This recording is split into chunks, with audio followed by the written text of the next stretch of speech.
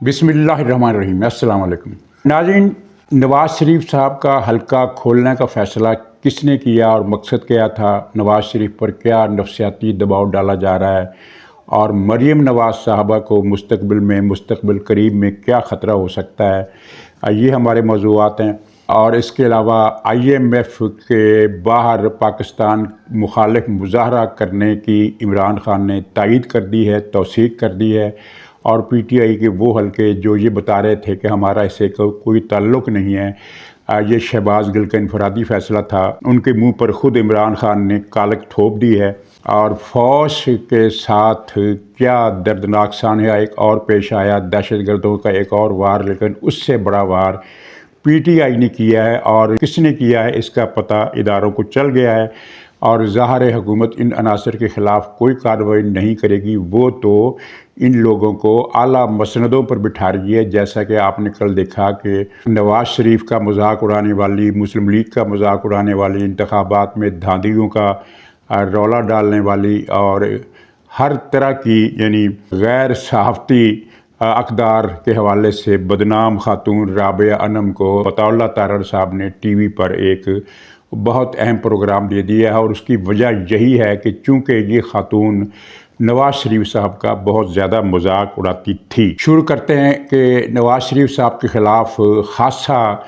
یہ غلغلہ مچا ہوا ہے کہ ان کا حلقہ کھولا جائے گا، اور جب دوبارہ کھولا جائے گا تو وہ الیکشن میں ہار جائیں گے، اور وہ خاتون جو ہے کیا نام ہے اس کا ڈاکٹر، وہ جیت جائے گی۔ یہ خبر سب سے پہلے نجم سیٹھی صاحب نے بریک کیا، اور نجم سیٹھی صاحب کا ماضی میں ایک کریڈٹ رہا ہے کہ وہ باخبر صحافیوں میں ان کا شمار تھا، اور وہ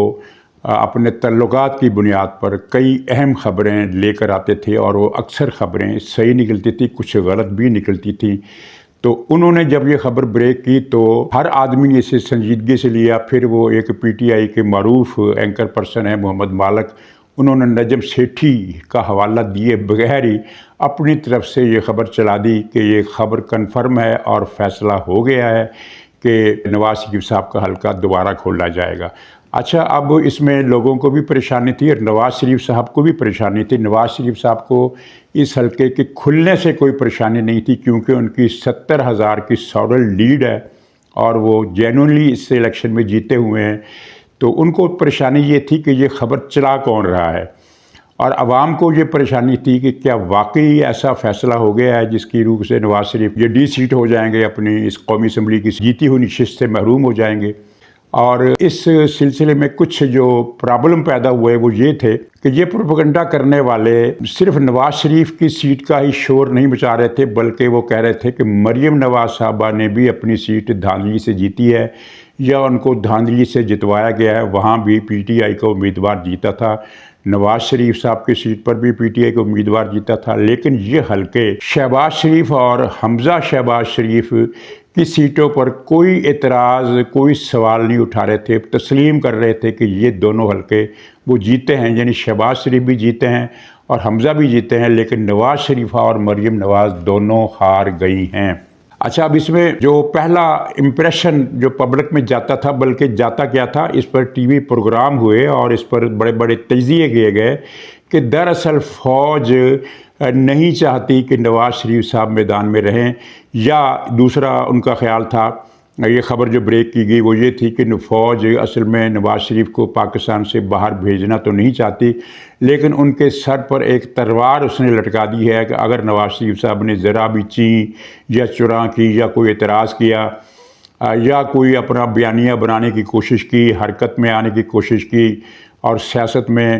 کوئی کردار ادا کرنے کی کوشش کی، تو پھر یہ حلقہ کھول دیا جائے گا۔ پہلا شبہ فوج پر گیا، اور اس لیے گیا کہ اس پر ٹی وی پر بیٹھے ہوئے لوگوں نے تبصرے کیے اور اپنے ایک اندازے کو خبر بنیاد بنا کر نشر کیا۔ اب فوج یا ISPR ایسے تبصروں کا جواب نہیں دیا کرتی، وہ ایک مجموعی صورتحال پر اپنا بیان ضرور دیتی ہے، اپنا موقف ضرور پیش کرتی ہے، لیکن ایک ایک الزام پر فوج کا کام ہی نہیں ہے، اور کوئی روایت بھی نہیں ہے کہ وہ اس کا جواب دے، چنانچہ فوج کی طرف سے خاموشی ہے۔ اور یہ بات اتنی پھیلا دی گئی کہ اور PTI والے اس کو لے اڑے۔ اچھا، مجھے پہلے دن سے ہی یہ شک تھا کہ یہ کمپین PTI نہیں چلا رہی،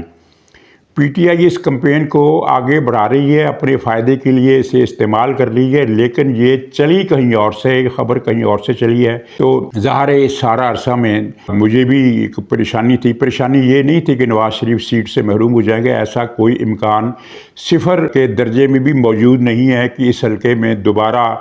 گنتی ہو اور 70,000 کی لیڈ جو ہے وہ مائنس ہو جائے، ایسا کوئی چانس نہیں تھا۔ لیکن مجھے الجھن تھی، پریشانی سے زیادہ الجھن تھی کہ یہ کمپین کر کون رہا ہے، کیا فوج واقعی چاہتی ہے؟ میری اطلاعات کے مطابق فوج نہیں چاہتی، فوج کا کوئی ارادہ نہیں ہے نواز شریف صاحب کو پریشان کرنے کا یا ان پر دباؤ ڈالنے کا، نہ ہی اس کا انٹرسٹ ہے۔ اگر اس کا انٹرسٹ ہوتا کہ نواز شریف پاکستان میں نہ رہیں تو وہ نواز شریف کا راستہ روک سکتی تھی، جیسا کہ شہباز شریف صاحب نے اپنے 16 مہینے کی حکومت کے دوران اپنا پورا زور لگایا کہ نواز شریف صاحب وطن واپس نہ آئیں۔ شہباز شریف صاحب کے جو خصوصی معاون ہیں خواجہ آصف صاحب، ان کے بیانات آپ روز دیکھتے ہوں گے کہ نواز شریف کو وطن واپس نہیں آنا چاہیے، انہیں رسک ہے، انہیں خطرہ ہے۔ ابھی خطرہ تو سیاسی لیڈر کو ہمیشہ رہتا ہے، تو کیا وہ یہ کہہ رہے تھے کہ نواز شریف صاحب کبھی بھی پاکستان نہ آئے؟ پھر جب شہباز شریف کی حکومت ختم ہوئی تو پھر نواز شریف کی واپسی کا راستہ کھلا اور وہ آ گئے، اور اس کے بعد جو گیم چلی وہ آپ کے سامنے ہے۔ وہ گیم یہ تھی جس کا الزام سارا فوج پر لگایا گیا کہ انہوں نے نواز شریف کے حامی امیدواران قومی اسمبلی کو، جو بڑے بڑے اسٹال وارڈ تھے، بڑے بڑے نواز شریف کے پلر سمجھے جاتے تھے، بڑا سہارا سمجھے جاتے تھے، ان سب کو ایک طے شدہ منصوبے کے تحت ہروایا گیا۔ کہ عابد شیر علی، کیا رانا ثناء اللہ، بہت سارے لوگ ہیں جن کو یہ شکست دلوائی گئی، اور اس شکست میں پہلا شبہ حسب معمول فوج کی طرف تھا کہ فوج چونکہ نواز شریف صاحب کو پسند نہیں کرتی، اس کی ترجیح شہباز شریف ہے، اس لیے فوج نے نواز شریف صاحب کے تمام حامی الیکشن سے آؤٹ کر دیے۔ تو چنانچہ میرے پھر جہاں جہاں مجھ سے ممکن تھا، میرے ہر جگہ پر تو رابطے نہیں ہیں، لیکن جہاں جہاں رابطے میرے ہو سکتے تھے یا رابطے ہیں یا میرے تعلقات ہیں، وہاں سے میں نے رابطہ کیا اور کڑی سے کڑی ملائی۔ تو جناب یہ پتہ چلا کہ اس جو صورتحال ہے اس کو ہم یہ عنوان دے سکتے ہیں کہ اپنے ہی گراتے ہیں نشیمن پہ بجلیاں۔ اور یہ گیم ساری مسلم لیگ کے اندر سے چلی۔ مسلم لیگ ہی کے اہم ذریعے نے نجم سیٹھی صاحب کو یہ خبر کنفرم انداز میں بتائی، اور نجم سیٹھی نے کچھ غلط نہیں کیا، اس لیے کہ ایک صحافی پر اگر ایک بڑا اہم سورس کسی صحافی کو، کسی جرنلسٹ کو کوئی خبر دیتا ہے اور وہ سورس اہم ہے، ایسا سورس ہے جس پر اس کا ماضی میں بھی ریلائنس رہا ہے اور ماضی میں بھی اس کی خبریں وہ نشر کرتا رہا ہے اور وہ صحیح ہوتی رہی ہیں، تو وہ خبر آگے کیوں نہیں چلائے گا؟ چنانچہ نجم سیٹھی صاحب نے یہ خبر چلا دی۔ ان کے بہاف پر یہ خبر غلط نہیں تھی کیونکہ انہیں ایک ذمہ دار ذریعے دی تھی، لیکن یہ ذمہ دار ذریعہ نہ تو فوج کا ذریعہ تھا، نہ پی ٹی آئی کا، نہ کوئی بیوروکریسی کا، یہ اندر ہی کا آدمی تھا، مسلم لیگ نون کے ایک دھڑے کا اندر ہی کا آدمی تھا۔ اور اس کے بعد یہ بات اتنی پھیلا دی گئی، یعنی دو بڑے اینکرز نے، یعنی سیٹھی صاحب نے اور وہ دوسری جو صاحب ہیں مالک صاحب نے یہ خبر چلائی، تو اس کے بعد پھر اس پر تمام چینلز نے پروگرام کیے، ہر اینکر نے اس پر تبصرے کیے، اور پھر اس اندازے کو خبر بنا دیا کہ یہ سارا کیا دھرا فوج کا ہے اور نواز شریف صاحب کا کوئی فیوچر نہیں ہے۔ جیسے ہی وہ چوں کریں گے اور ویسے ہی وہ حلقہ کھل جائے گا، نواز شریف صاحب ہار جائیں گے، اور یہ نواز شریف کی سیاست کے لیے، نواز شریف کی ساکھ کے لیے ایک فیٹل بلو ہوگا، یعنی ایسا دھچکا کہ جس سے پھر آدمی جاں بر نہ ہو سکے، یعنی ریکوری کا کوئی امکان ہی نہ ہو۔ اور اس بات میں وزن بھی تھا، ظاہر ہے اگر آپ یہ کل کو خبر آ جاتی ہے کہ دوبارہ گنتی میں نواز شریف صاحب ہار گئے تو ان کی سیاست ختم، کہ یعنی ایک آدمی جو اتنے عرصے سے، کتنے اشروں سے پاکستان کی سیاست میں ہے اور 3 مرتبہ وزیر اعظم رہ چکا ہے، پاکستان کی سب سے بڑی پارٹی کا وہ قائد ہے، اگرچہ چیئرمین جو صدر نہیں ہے لیکن قائد ہے، وہ دھاندلی سے جیتا ہے، اور دھاندلی بھی کتنی، 70,000 ووٹوں کی دھاندلی اس نے کی ہے۔ تو اس کے بعد پھر اس کی سیاست پر ظاہر مہر تو لگی جاتی ہے بڑی حد تک، اور وہ ایک مقصد پورا ہو جاتا ہے۔ تو یہ اس بات کو انہوں نے خبر بنا کر پیش کیا، اور اب خبر جو پتہ مجھے کنفرم خبر میں آپ کو ذمہ داری سے بتا رہا ہوں کہ یہ مسلم لیگ کے اندر ہی سے یہ خبر بریک کی گئی، لیک کی گئی یا فیڈ کی گئی، جو بھی آپ کہہ لیں۔ اور مقصد کیا تھا؟ مقصد یہ تھا کہ نواز شریف صاحب کو ایک ڈرا کے رکھنا، کیونکہ آدمی کتنی بھی بڑی پوزیشن پر کیوں نہ ہو، یہاں تک کہ وہ نواز شریف کے لیول کا ہی لیڈر کیوں نہ ہو، بعض خبروں کے سورس کا اسے پتہ نہیں چلتا۔ اسے اب تو خیر نواز شریف صاحب کو اچھی طرح پتہ چل گیا ہے، جب میرے جیسے کو پتہ چل گیا تو ان کو کیوں نہیں پتہ چل سکا ہوگا، لیکن دباؤ میں ایک مرتبہ وہ پریشان ضرور ہوئے کہ یہ گیم کیا ہو رہی ہے میرے خلاف، اور 3-4 مواقع پر انہوں نے اپنے ملاقاتیوں سے پوچھا کہ بھئی اس خبر کا سورس کہاں ہے، یعنی اس وقت تک ان کو بھی پتہ نہیں تھا کہ یہ چکر کیا ہے۔ اچھا اب چکر کیا ہے؟ چکر سیدھا سا ہے کہ نواز شریف صاحب کو ڈرا کر کے بھئی آپ کی عزت اسی میں ہے کہ آپ استعفیٰ نہ دیں بلکہ ریٹائرڈ ہو جائیں، اور یعنی یہ قضیہ ختم ہو جائے یا آپ کی عزت بچ جائے اور آپ واپس لندن چلے جائیں۔ یہ کون ہے، کون سا حلقہ ہے جو یہ چاہتا ہے کہ نواز شریف صاحب واپس چلے جائیں؟ یہ وہی حلقہ ہے جس نے 16 مہینے کی حکومت کے دوران نواز شریف صاحب پر کوئی مقدمہ ختم نہیں ہونے دیا، اور ان کے اس حکومت کے جانے کے بعد پھر آپ نے دیکھا کہ مقدمے بھی ختم ہوئے جب وہ حلقہ حکومت میں نہیں رہا، اور معاملات ظاہر کچھ اور لوگوں کی نگرانی میں آ گئے، تو ان لوگوں نے ہیلپ آؤٹ کیا یا فیسیلیٹیٹ کیا اور بالکل میرٹ پر کیا اور جائز کیا کہ نواز شریف پر جھوٹے مقدمے وہ ختم ہو گئے، سماعت ہوئی، اور ماضی میں جو سماعت ہوتی رہی اس کی روشنی میں وہ یعنی فیصلے جلد از جلد ہو گئے جو 16 مہینے کے دور میں نہیں ہونے دیے گئے تھے۔ 16 مہینے تک ان مقدمات پر بریک رکھی گئی کہ یہ نواز شریف صاحب نہ تو بری ہونے پائیں نہ پاکستان آنے پائیں۔ اور اب دوسرا مرحلہ پھر یہ تھا اس کے حصے کا کہ نواز شریف صاحب پر نفسیاتی دباؤ ڈال کر انہیں پاکستان سے جانے پر مجبور کر دیا جائے۔ اس میں کیا حکمت تھی، کیا مصلحت تھی، کیا اس کا مقصد تھا؟ مقصد بڑا سیدھا تھا۔ پنجاب میں مریم نواز صاحبہ کو مسلم لیگ کو 2/3 سے بھی زیادہ اکثریت کی حمایت حاصل ہے، اور اب جو ضمنی انتخابات ہونے والے ہیں اس میں یہ اسٹرینتھ کچھ اور بڑھ جائے گی۔ یہ ایک مضبوط ترین حکومت ہوگی پنجاب کی، عددی اسٹرینتھ کے حساب سے مضبوط ترین حکومت ہوگی، لیکن یہ مضبوطی تب تک ہے جب تک نواز شریف صاحب پاکستان میں ہیں۔ جیسے ہی نواز شریف صاحب پاکستان سے چلے جائیں گے، ان کا جو خیال تھا، تو اس کے بعد مریم کو ہٹانا آسان ہو جائے گا، کیونکہ نواز شریف صاحب 5 سال پاکستان سے باہر رہے، پارٹی کی باغ ڈور ان کے ہاتھ میں اس طرح نہیں رہی، اور ان کی اس غیبت کے دوران، ان کے غائب رہنے کے دوران مریم نواز صاحبہ بھی اتنی متحرک نہیں ہوئیں جتنا کہ ان کو ہونا چاہیے تھا۔ اس کی کئی وجوہات اور مجبوریاں اور مسائل ہوں گے، وہ ایک الگ ایشو ہے، لیکن اس دوران پھر کیا ہوا؟ پھر یہ ہوا کہ مسلم لیگ کے اندر وہ لابیاں مضبوط ہو گئیں جو نواز شریف صاحب کو بالکل پسند نہیں کرتے، جن کو نواز شریف صاحب ایک آنکھ نہیں بھاتے، خواجہ آصف ہوں یا وہ اعظم نذیر تارڑ ہوں یا اس طرح کے بہت سارے لوگ ہیں، مریم اورنگزیب ہوں۔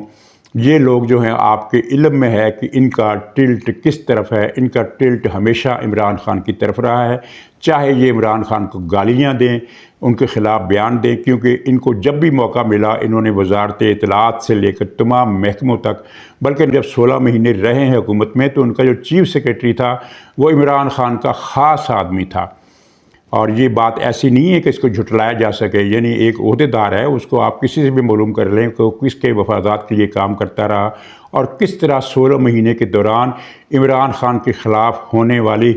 ہر کارروائی کو شہباز شریف صاحب کی حکومت نے دبائے رکھا، روکے رکھا، اور معاملات کو وہ رفتار نہیں پکڑنے دی جن کی وجہ سے معاملہ جلدی سیٹل ہو سکتا۔ اور پھر آپ نے دیکھا کہ جب شہباز شریف صاحب رخصت ہوئے تو پھر عمران خان کے خلاف معاملات تیز ہوئے، مقدمات کی سماعت تیز ہوئی اور ان کو کئی مقدمات میں سزائیں ہو گئیں۔ تو اب ان کا ٹارگٹ ہے مریم نواز صاحبہ، تاکہ وہ مریم صاحبہ جائیں اور برخوردار جو ہیں وہ پنجاب کے وزیر اعلیٰ بن جائیں۔ یہ اسکیم تھی، اور اس اسکیم کو فی الحال تو نواز شریف صاحب نے اپنی خاموش سیاست سے دبا دیا ہے، انہوں نے انکار کر دیا ہے۔ انکار کرنے سے مراد یہ نہیں ہے کہ ان کے پاس کوئی آدمی گیا تھا اور ان سے کہا کہ وہ پاکستان سے واپس چلے جائیں اور نواز شریف صاحب نے انکار کر دیا، بلکہ عملاً نواز شریف صاحب نے کہا ہے، یعنی عملاً یہ بتا دیا ہے اپنے طرز عمل سے کہ میں یہی ہوں اور پاکستان میں مسلم لیگ کی قیادت کروں گا۔ یہ بات جو ہے یہ بڑی خطرناک ہے، کیونکہ وہ مسلم لیگ کی قیادت کا ارادہ رکھتے ہیں۔ اب اس میں بھی روڑے اٹکائے جا رہے ہیں۔ نواز شریف صاحب نے 15 دن پہلے یہ خبر فیصلہ ہو گیا تھا کہ نواز شریف صاحب پارٹی کے پھر دوبارہ صدر بنیں گے، لیکن اس معاملے میں رکاوٹیں ڈالی جا رہی ہیں اور ابھی اس میں کچھ رکاوٹیں ہیں۔ اگر یہ رکاوٹیں دور ہو جاتی ہیں اور مسلم لیگ کی صدارت نواز شریف صاحب کے پاس واپس آ جاتی ہے تو پھر مریم نواز صاحبہ کی پنجاب حکومت کو مستقبل قریب میں کوئی خطرہ لاحق ہونے کا امکان جو ہے وہ ختم ہو جائے گا اور وہ حکومت کریں گی، اور حکومت ان کی کامیاب اس لیے ہوگی کہ وہ سیاسی معاملات میں عوام کے مسائل میں ترقیاتی کاموں میں دلچسپی لے رہی ہیں اور کام کر رہی ہیں اور وہ کام کرتے ہوئے نظر آ رہی ہیں۔ جب کوئی ایسا وزیر اعلیٰ آئے گا تو پھر ظاہر ہے وہ کامیاب بھی ہوگا اور اس کا اپنا ووٹ بینک بھی بنے گا۔ جس طرح آپ کے علم میں ہے کہ بھٹو صاحب کے ووٹ بینک کی بنیاد پر بے نظیر صاحبہ بڑی لیڈر بنی تھی، لیکن بے نظیر صاحبہ نے اپنے سیاسی کردار سے، یعنی جس طرح کا وہ کردار تھا، جرأت مندی بھی تھی اور ان میں محنت کرنے کی بھی عادت تھی، وہ ذہین بھی تھی، انہوں نے ایک نیا حلقہ بنایا جو بے نظیر کو بے نظیر ہونے کی وجہ سے پسند کرتا تھا۔ یعنی بھٹو صاحب کے اگر فرض کیجئے 20% ووٹ بے نظیر صاحبہ کو ملے تو 5، 6 یا 7% ووٹ بے نظیر نے اپنے لیے خود بنائے، اور اس طرح اگرچہ بھٹو صاحب کی مقبولیت اتنی کم ہو چکی تھی کہ بے نظیر صاحبہ اس کو بہت زیادہ فائدہ نہ اٹھا سکے، یعنی 2 مرتبہ انہوں نے حکومت بنائی اور دونوں مرتبہ پنجاب میں وہ حکومت بنانے سے محروم رہی، یعنی کہ پیپلز پارٹی کا روایتی ووٹ بینک کم ہوا تھا۔